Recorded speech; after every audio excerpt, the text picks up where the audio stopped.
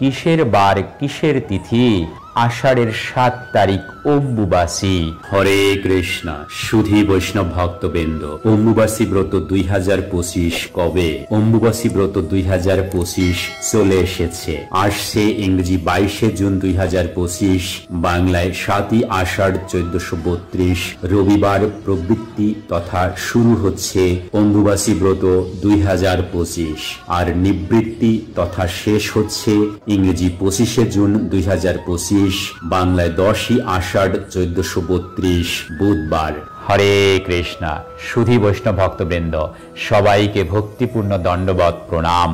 কৃষ্ণ কৃপাশ্রী সুরেশ চ্যানেলটির আরও একটি নতুন পর্বে আপনাদের সবাইকে সুস্বাগত। আজ আপনাদের জন্য এই বিশেষ আয়োজনের আকর্ষণীয় পর্বে রয়েছে অম্বুবাসী ব্রত কি, অম্বুবাসীতে প্রচলিত নিয়ম তথা প্রথাসমূহ কি কি, অর্থাৎ কি কি করবেন, বৈষ্ণবগণ এ সময় কি করবেন, গর্ভবতী মায়েদের এ সময় করণীয় কি, অম্বুবাসী তথা অমাবতী 2025-এর সঠিক সময়সূচি সহ নানা বিষয়। আর এই সকল বিষয়ই এই ভিডিওটির মাধ্যমে আমি আপনাদের সামনে তুলে ধরছি। আপনারা সম্পূর্ণ ভিডিওটি অত্যন্ত মনোযোগ সহকারে দেখুন। হরে কৃষ্ণ। প্রেম চেয়ে বলুন রাধে রাধে, জয় রাধে। তো সুধী ভক্তবৃন্দ, প্রথমেই অম্বুবাসী ব্রত কি? অম্বুবাসী ব্রত সনাতন হিন্দু ধর্মের একটি বাৎসরিক উৎসব। এটি হিন্দু ধর্মের একটি আচার বা ব্রত। লোকবিশ্বাস অনুসারে আষাঢ় মাসে মৃগশিরা নক্ষত্রের 3টি পদ শেষ হলে পৃথিবী তথা ধরিত্রী মাতা ঋতুমতী হন। এই সময়ই অম্বুবাসী পালন করা হয়। বাংলায় একটি প্রবাদ আছে, কিসের বার কিসের তিথি, আষাঢ়ের ৭ তারিখ অম্বুবাসী। এই দিন থেকেই অম্বুবাসী শুরু হয়। আষাঢ় মাসের মৃগশিরা নক্ষত্রের 3য় পদ শেষ হলেই, অর্থাৎ 4র্থ পদের শুরু থেকে 3 দিন অম্বুবাসী আচার বা ব্রত পালন করা হয়। অন্যদিকে মিথুন সংক্রান্তি বা রজপর্ব নামে পরিচিত এই উৎসবও 3 দিন ধরে পালিত হয়। 3 দিনের প্রথম দিনটিকে বলা হয় পহিলি রজ। দ্বিতীয় দিন থেকে মিথুন মাস শুরু হয়, অর্থাৎ বর্ষার প্রারম্ভ হয়। পুরাণ মতে ভূদেবী এই দিন রজস্বলা হন। তৃতীয় দিনটি হল ভূদহ বা বাসী রজ। চতুর্থ দিনে বসুমতী স্নান, অর্থাৎ ধরিত্রী মা বা ভূদেবীর স্নান। ভূদেবী হলেন জগন্নাথের স্ত্রী। পুরীর মন্দিরেও জগন্নাথের পাশে রূপোর ভূদেবীর মূর্তি দেখতে পাওয়া যায়। শাস্ত্র মতে ধরিত্রী মৃগশিরা নক্ষত্রের 4র্থ পদে ঋতুমতী হন। পূর্ণবয়স্কা মহিলা যেমন ঋতুকালের পরে সন্তান ধারণে সক্ষম হন, ধরিত্রী মাতাও অম্বুবাসীর পর শস্য শ্যামলা হয়ে ওঠেন। সনাতন তথা হিন্দু ধর্মের এটাই বিশালত্ব মহত্ব যে ধরিত্রীকে মাতা বলে পুজো করা হয়।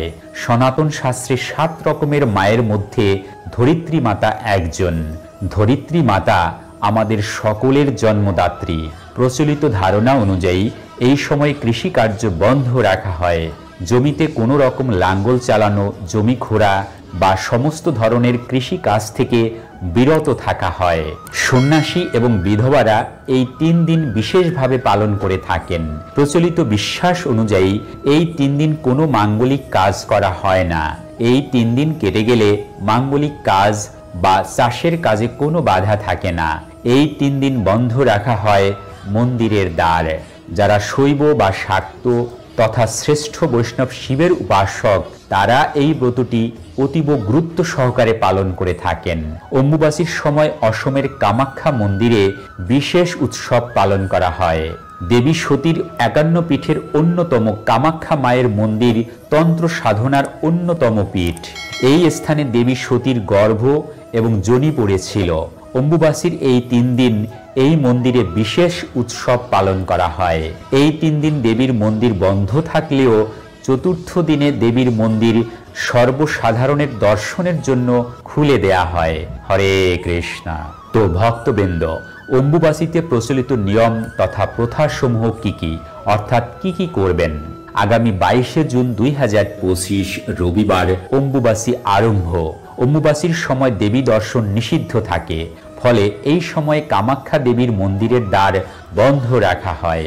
হিন্দু শাস্ত্র অনুসারে এমন কিছু কাজ রয়েছে যা অম্বুবাসীতে করা উচিত নয়। দেখে নেওয়া যাক সেগুলো কি কি। প্রথমত, অম্বুবাসীতে ভূমি কর্ষণ ও বৃক্ষরোপণ নিষেধ, কারণ এই সময় ধরণী ঋতুমতী হন। দ্বিতীয়ত, এই সময়ে গৃহে প্রবেশ, বিবাহ ও অন্যান্য শুভ কাজ নিষিদ্ধ। এই সব কাজ করলে তা অশুভ হবে বলে মনে করা হয়। তৃতীয়ত, এই সময়ে কোনো বিশেষ পুজো রাখবেন না। তবে কোনো বছর যদি এই সময়ে জগন্নাথ দেবের রথযাত্রা পড়ে তবে তা নির্দিষ্ট নিয়ম মেনেই হতে পারে, কেননা এই সময়ে নিত্যকর্ম হবে, কাম্যকর্ম হবে না, আর রথযাত্রা নিত্যকর্ম।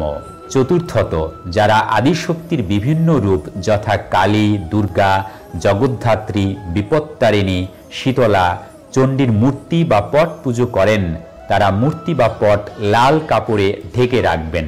পঞ্চমত, পুজোর সময় কোনো মন্ত্র পাঠ করবেন না, কেবল ধূপ দ্বীপ দেখিয়ে প্রণাম করলেই হবে। ষষ্ঠত, অম্বুবাসীতে ভুলেও মূর্তি বা পট স্পর্শ করবেন না। অম্বুবাসীর নিবৃত্তির পর আচ্ছাদন খুলে আসন ধুয়ে দেবীকে স্নান করিয়ে পূর্বের মতো পুজো এবং আমদুধ নিবেদন করবেন। সপ্তমত, তুলসী গাছের গোড়া এই সময় মাটি দিয়ে উঁচু করবেন। যারা শাক্ত মন্ত্রে দীক্ষিত তারা জপ করতে পারবেন, কারণ জপে কোনো দোষ নেই। অষ্টমত, অম্বুবাসীতে গুরু পূজা চলবে। অষ্টমত, অম্বুবাসীতে গুরু পুজো চলবে। গুরু যদি নারী হন অর্থাৎ গুরু মাতা হন তাহলেও পুজো চলবে। অম্বুবাসীর সময় যে কোনো সম্প্রদায়ের দীক্ষিত ব্যক্তিরা মেনে চলুন নিম্নে উল্লেখিত নিয়মগুলো, অত্যাশ্চর্য ফল মিলবে। প্রথমত, অম্বুবাসীতে গুরু প্রদত্ত নিজ ইষ্টমন্ত্র যত বেশি সম্ভব জপ করুন। দ্বিতীয়ত, অম্বুবাসীতে সৌভাগ্য কুণ্ডের ধারে গণেশ বিগ্রহ দর্শন করুন এবং ভক্তি ভরে পুজো করুন। সৌভাগ্য কুণ্ডের পশ্চিম পারে বিধিপূর্বক স্নান ও তর্পণ করুন। তৃতীয়ত, অম্বুবাসীতে বিধিপূর্বক অগ্নি স্থাপন করে নিজ ইষ্টমন্ত্রে হোম করুন। চতুর্থত, মধ্যরাত্রে কাঙ্ক্ষিত ফল লাভের জন্য মনে মনে প্রার্থনা জানান দেবী কামাখ্যাকে, এতে মনস্কামনা পূরণ হয়। পঞ্চমত, সর্পভয় নিবারণের জন্য আম ও দুধ সেবন করুন। এই সময় আম ও দুধ খেলে 1 বছর সাপের ভয় থাকে না বলে প্রচলিত রয়েছে।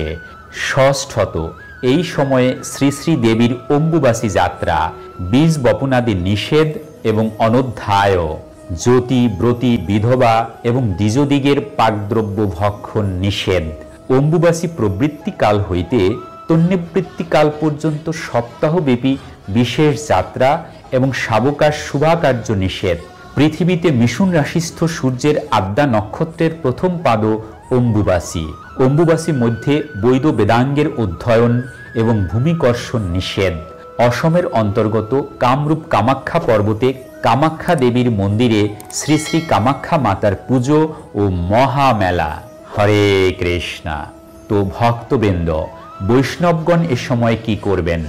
দেখুন, বৈষ্ণবেরা কোনো মূর্তি পুজো করেন না, তারা শ্রী বিগ্রহের নিত্য সেবা তথা নিত্য পুজো অর্থাৎ ভগবত সেবা করেন। এই সেবা ট্রান্সেন্ডেন্টাল, সমগ্র জাগতিক নিয়ম নীতির ঊর্ধ্বে। শাস্ত্রমতে ভগবত ভক্তি অহেতুকী, অপ্রতিহতা। কোনোভাবেই এই ভগবত ভক্তি সেবা বন্ধ রাখা যায় না, এমনকি অশৌচাদিতেও নয়, তাই অম্বুবাসীতেও নয়। এবং মায়েদের যে 3 দিবসের ঋতুকালীন সময় আসে প্রতি মাসে, সে সময়ও নয়।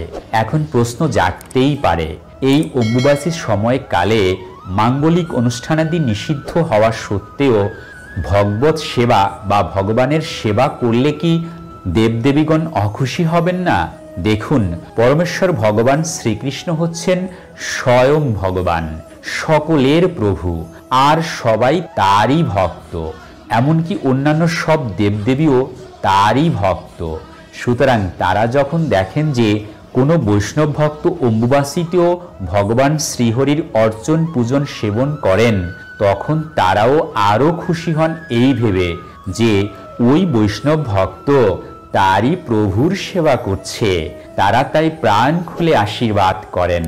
সুতরাং কিছুতেই বৈষ্ণব ভক্তদের নিত্য সেবা তথা নিত্য পুজো থেকে বিরত থাকা উচিত নয়। হরে কৃষ্ণা। প্রেম চে বলুন রাধে রাধে, জয় রাধে। তো সুধী ভক্তবৃন্দ, এবারে আসুন জেনে নিই অম্বুবাসী তথা অমাবতী 2025-এর সঠিক দিন, তারিখ ও সময়সূচি। বিশুদ্ধ শাস্ত্রীয় সিদ্ধান্ত ও চান্দ্রপঞ্জিকা এবং রাধাকুণ্ডের পঞ্জিকা অনুযায়ী অম্বুবাসী প্রবৃত্তি অর্থাৎ আরম্ভ ইংরেজি 22শে জুন 2025, বাংলায় 7ই আষাঢ় 1432 রবিবার ভারতীয় সময় অনুযায়ী দিবা 2:56 আর বাংলাদেশের সময় অনুযায়ী দিবা 3:26 মিনিটে। অম্বুবাসীর নিবৃত্তি অর্থাৎ শেষ ইংরেজি 25শে জুন 2025, বাংলায় 10ই আষাঢ় 1432 বুধবার ভারতীয় সময় অনুযায়ী রাত্রি 3:19 আর বাংলাদেশ সময় অনুযায়ী রাত্রি 3:49। তো সুধী বৈষ্ণব ভক্তবৃন্দ, এবছরের অম্বুবাসী ব্রত 2025 কবে শুরু হবে, কবে শেষ হবে, অম্বুবাসী ব্রত কি, অম্বুবাসীতে প্রচলিত নিয়ম তথা প্রথাসমূহ কি কি, অর্থাৎ কি কি করবেন, বৈষ্ণবগণ এ সময় কি করবেন, গর্ভবতী মায়েদের এ সময় কি করণীয়, অম্বুবাসী তথা আমাবতী 2025-এর সঠিক দিন, তারিখ ও সময়সূচি সহ নানা বিষয়, আর এই সকল বিষয়ই এই ভিডিওটির মাধ্যমে আমি আপনাদের সামনে তুলে ধরলাম।